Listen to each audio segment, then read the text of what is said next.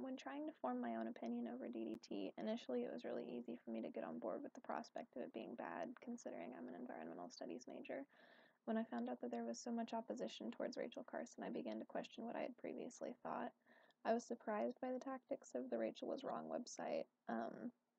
It seemed to me as if they were stating a lot of facts without even using direct quotations, and with minor references that seemed kind of offhanded.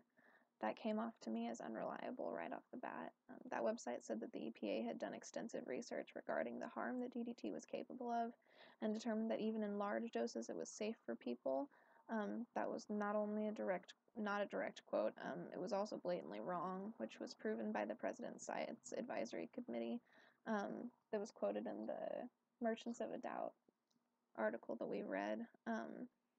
The more scholarly reviews of Carson also surprised me when they initially did things to attack her character. William Darby, for example, called her anxious and dramatic and even had the gall to silence her with the title of his review.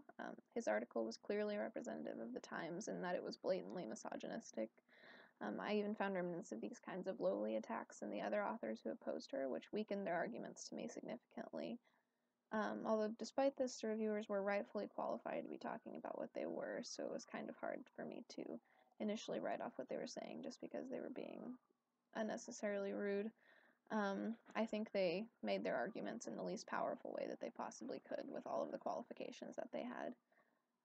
I found it useful to refer to the PSAC's report on the safety of pesticides to form my final opinion on DDT. I found it interesting to look at Merchants of a Doubt, specifically in the introduction where they mentioned the weapon that the Rachel Was Wrong website was using.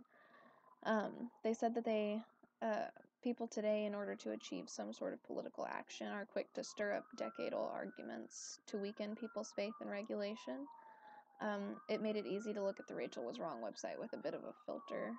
Overall, I found that it was very important to look at historical events, especially controversial ones, in the context of the time that they took place in before we make solidified opinions about them.